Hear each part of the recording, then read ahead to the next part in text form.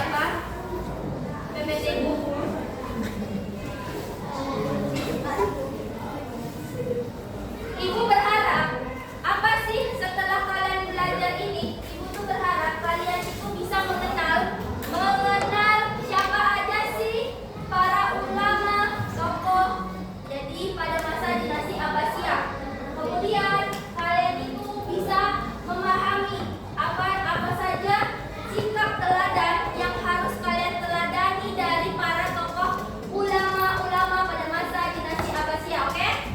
Nah, itu tujuan dari pembelajaran materi ini. Lalu, Ibu mau mereview dulu. Minggu lalu, Ibu sudah bilang bahwasannya apa sih yang membuat pada masa Daulah Abbasiyah itu ilmu pengetahuan itu berkembang sangat pesat. Siapa yang masih ingat? Yang kuat Arfan, Ibu mau suaranya yang kuat.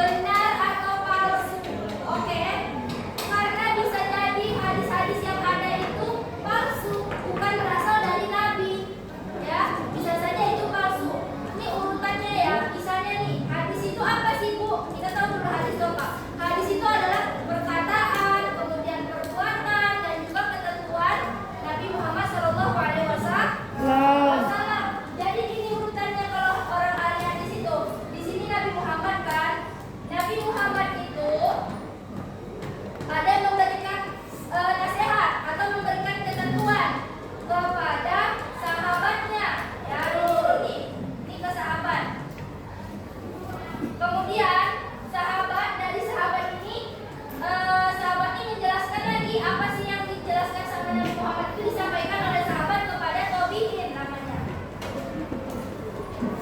Dan setelah itu tabi'in ini menjelaskan lagi apa yang disampaikan oleh sahabat dari Nabi Muhammad itu kepada tabi'in namanya. Dan terakhir itu ada namanya ulama hadis ini. Nah, jadi gini, apa sih Bu peran ahli hadis itu? Inilah dia, memeriksa apakah yang disampaikan oleh tabi'in ini sesuai sama yang disampaikan oleh tabi'in, tidak ada kekeliruan, ya. Kemudian apakah yang disampaikan oleh tabi'in ini betul-betul itu yang disampaikan oleh sahabat, tidak ada ditambah-tambah sesatnya. Lalu diperiksa lagi apakah yang dibilang itu betul-betul perkataan Nabi Muhammad, ya. Jadi kayak ibaratnya gini, Nabi Muhammad itu ngasih pesan itu harus betul-betul clear kayak gitu juga sampai bawah. Misalnya siapa ya? Misalnya Fahri bilang kayak gini, aku mau pergi ke pasar hari Minggu, misalnya kayak gitu. Terus Arfan nyampaikan ke Raska, katanya Fahri mau pergi ke pasar itu hari Minggu. Nah, Raska sampaikan lagi ke Syafiq, gitu ya. Kata Syafiq, si Raska mendengar siapa namanya tadi?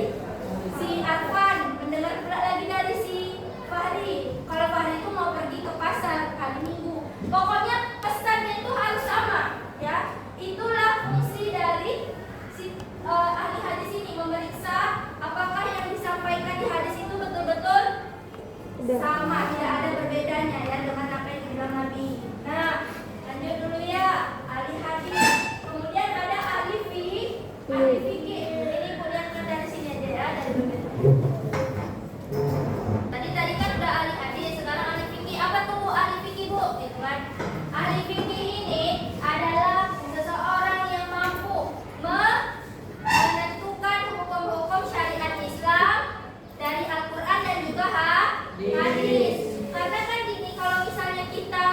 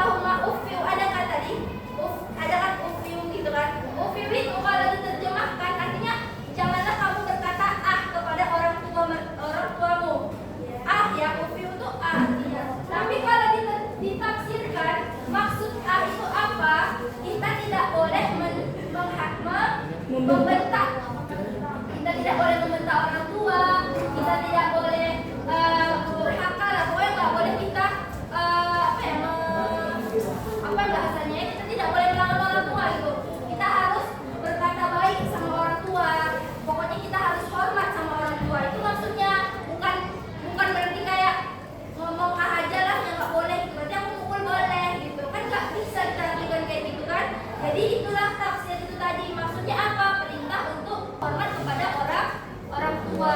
Nah, sekarang ibu kan udah nih tiga nih. Ibu mau tanya dulu siapa yang kira-kira dari kalian ini yang masih bingung sama tiga-tiganya? Ada pertanyaan nggak? Siapa yang mau bertanya? Sebelum kita bentuk kelompok. Ada yang mau bertanya? Tidak. Jadi ibu minta setelah ibu jelaskan ini kan kita harus tahu nih siapa-siapa aja sih para ulama ahli hadis, ahli fikih dan juga ahli tafsir. Jadi sebelum ibu jelaskan lebih lanjut, ibu pengen kalian itu buat kelompok, kalian cari tahu terlebih dahulu siapa-siapa aja sih para ulama-ulama pada masa Daul Abbasiyah, ya kan? Nah, ibu mau bentuk kelompok jadi 5 kelompok, yang mana satu kelompoknya itu 6 orang ya, 6 orang. Ibu itu kayak gini saja lah. Ini 6 gitu ya. 1, 2, 3, 4, 5, 6. Ini satu kelompok ya. 1, 2, 3, 4. Siapa ini? Delvin. Siapa Aziz? Berdua nih. 1, 2, 3, 4, 5. 1, 2, 3, 4, 5 sama kamu ya, Farhan. 6. 1, 2, 3, 4, 5, 6. Satu kelompok. Sampai Jena ya. Satu kelompok. Satu kelompok kalian. Terus itu ini 1, 2, 3, 4, 5, 6. Satu kelompok. Sampai Fatimah. Ya, sampai Fatimah. 1, 2, 3, 4, 5, 6. Satu kelompok. Oke? Kalian boleh ke sana. Kalau kursinya aja bawa ke sana. Bu. Kamu di sini. Kamu di sini. Semuanya udah pakai dulu di mejanya. Kelompok masing-masing sudah. Ini ada kertas SKPD. Kalian harus kerjakan kertas ini. Nanti kalau sudah selesai, ibu minta fotokopikannya baca ya. Oke, sebentar. Kalian cari informasinya di buku catatan atau di buku paket kalian ya. Sebentar, ini.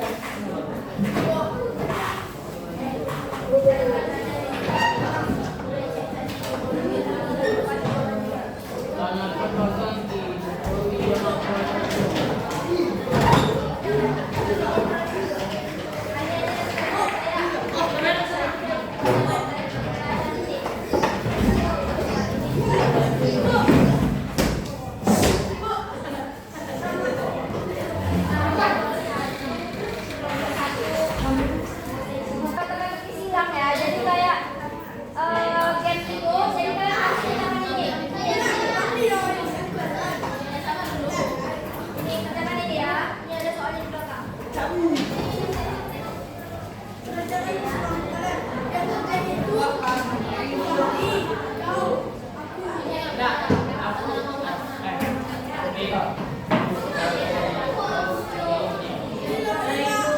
Udah semua megang kertasnya? Sekarang ibu minta kalian isi kertasnya itu secara kerjasama bersama kelompok kalian masing-masing. Lihat jawabannya atau mencari jawaban bisa dari buku catatan, dari buku paketnya. Oke? Isi.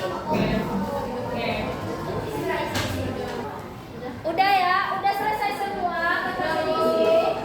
Udah. Ibu minta dari yang laki-laki dari sinilah dulu kelompok 1. Siapa yang membacakan hasil kerja kelompoknya?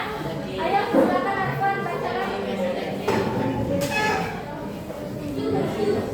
Assalamualaikum warahmatullahi wabarakatuh. Waalaikumsalam warahmatullahi wabarakatuh. Peminat kelompok 1 akan membacakan nama-nama ulama.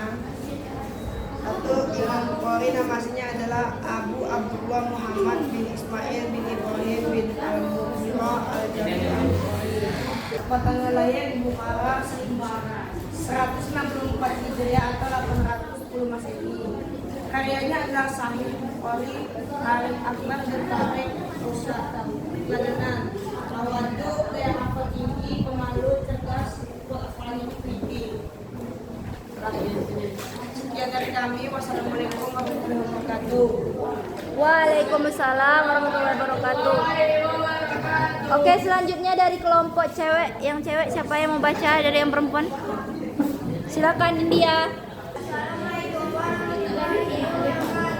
Waalaikumsalam warahmatullahi wabarakatuh.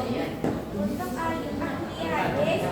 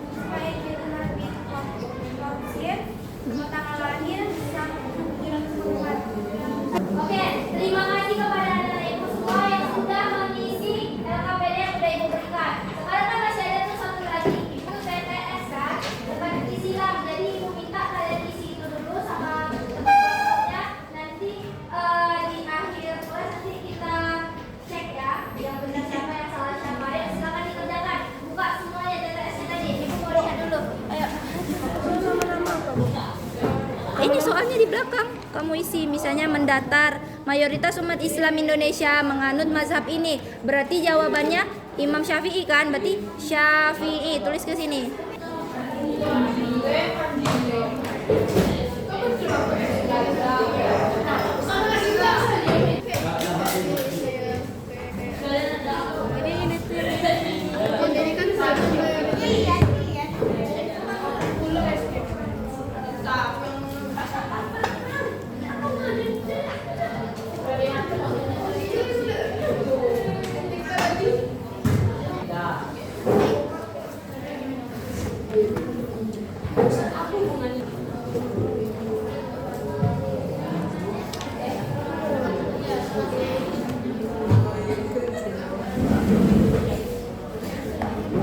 Semuanya sudah mengerjakan kertas-kertas tadi yang diberikan? Sudah. Jadi ibu mau sedikit memberikan penjelasan ya, bahwasannya ahli hadis kita itu ada berapa orang? 6 orang ya. Ada Imam Bukhari, ada Imam Muslim, kemudian ada Imam Daud, Tirmizi, ada Sa'id dan juga Ibnu Majah. Begitu juga dengan ahli fikih. Ahli fikih kita yang mengatakan ada berapa orang? 4 orang. Siapa aja? Sekarang yang ahli tafsir. Ahli tafsir tokohnya ada berapa? Ada 2. Siapa aja? At-Tabari dan juga Ibnu Katsir. Nah, sekarang dengarkan ibu dulu. Oke, apa sih Bu ibrah yang bisa kita cari, apa yang bisa kita ambil dari para tokoh-tokoh ulama tadi? Yang pertama apa? Cinta ilmu. Jadi ini, ibu mau kasih tahu bahwasannya para ulama itu sangat mencintai ilmu pengetahuan. Semua fokus ke sini, tidak ada yang ngobrol. Semuanya fokus ke sini. Sangat cinta ilmu pengetahuan. Bahkan mereka rela-relain pergi jauh menaiki unta kuda itu ke berbagai negara, berbagai wilayah. Untuk apa? Menuntut ilmu, mencari guru. Coba kalian sekarang udah ada Grab, udah ada Maxi, udah ada motor, mobil, ya. Tinggal datang aja ke sekolah itu aja masih ada yang merengek, gitu kan, masih ada yang nangis males berangkat sekolah. Coba kalian bayangkan itu. Dulu para ulama itu tidak ada mengeluhkan tentang itu, ya. Beliau itu sangat mencintai ilmu. Bahkan pengorbanannya untuk mendapatkan ilmu pengetahuan itu sangat besar. Kalian juga diharapkan seperti itu ya. Bisa meneladani para ulama-ulama dinasti Abbasiyah yang cinta ilmu pengetahuan. Kemudian sabar. Oke. Nah, mungkin sekian dulu ya. Siapa yang bisa menyimpulkan, satu orang aja maju ke depan, apa yang sudah kita pelajari hari ini? Ayo, siapa yang bisa? Satu aja ibu minta. Pada masa dinasti Abbasiyah terdapat 3 ulama, yaitu ulama fikih, ulama hadis, sama ulama tafsir. Kesimpulan yang kami dapat pada hari ini yaitu kita harus bisa cinta ilmu seperti para ulama. Oke, terima kasih Indah. Ya,